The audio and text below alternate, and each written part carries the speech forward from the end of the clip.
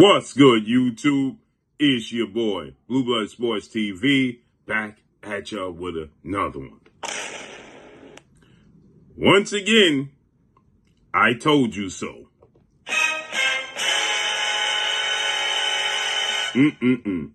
I told you.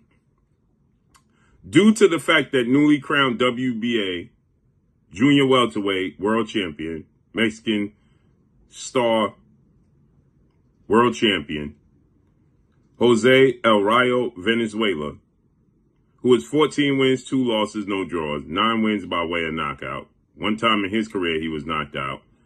El Rayo, he has 2 major wins in his career, back to back. At 25 years of age, 5'10" with a 70-inch arm reach and is a southpaw.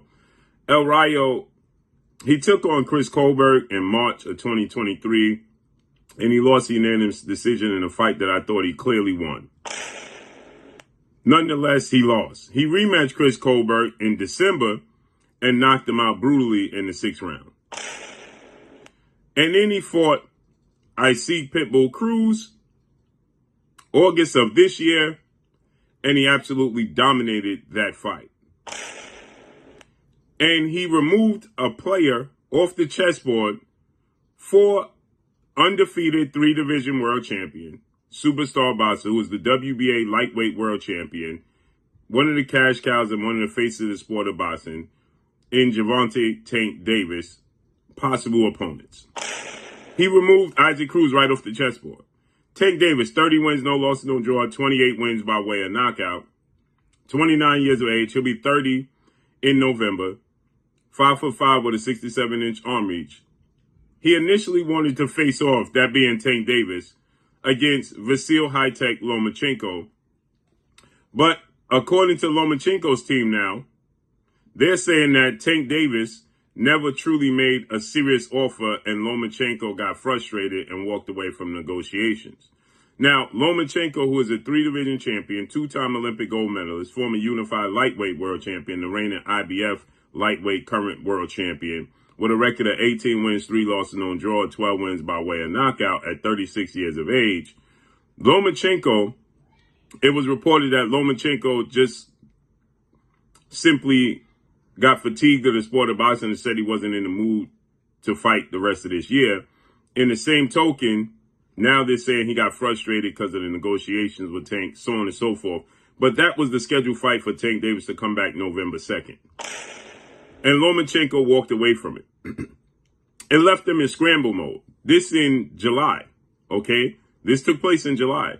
So it left him in scramble mode from that point forward. And they're looking and searching for an opponent for Tank Davis.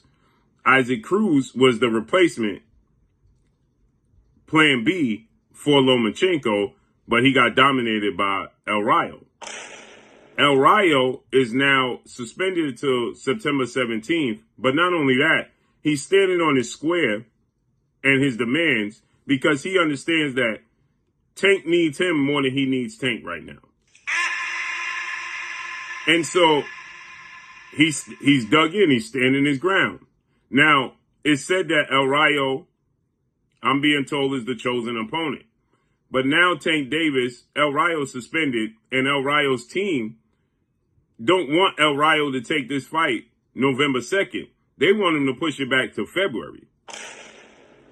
And now Al Heyman and the Premier Boxing Champion are trying to come to a common medium to keep Tank active and let Tank fight this year.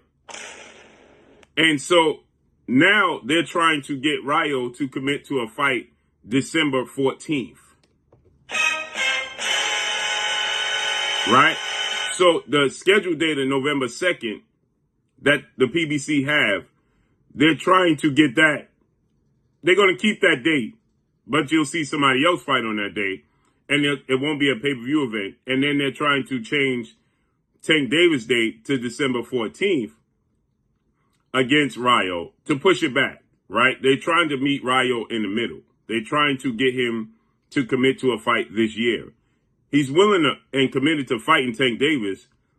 Just his team is telling him to push it back to give him more time to prepare for Tank Davis.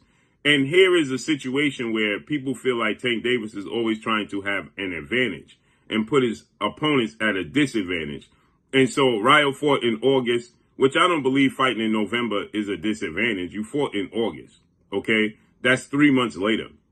You got September, October, and November, right? So it's 3 months because you fought August 3rd. So it's 3 months out, right? But they want him to have more time to prepare for Tank Davis, and they want it to be in February.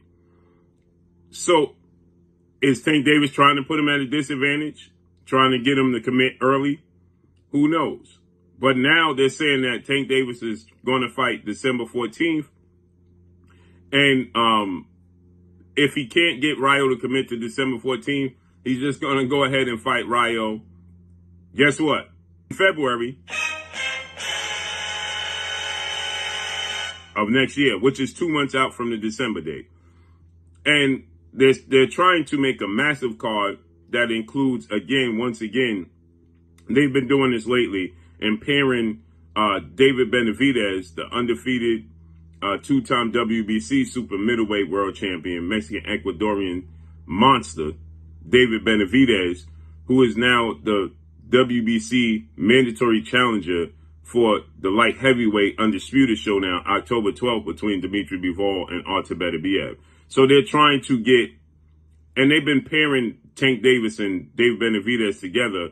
So therefore, because their new deal with Amazon Prime, they have a limited amount of dates. So they want to pair those pay-per-view events together that allows them to stretch the dates. Period. So they're looking to put David Benavidez on that card as well as a co-main event once again. We saw this in the past. So I told you guys, though,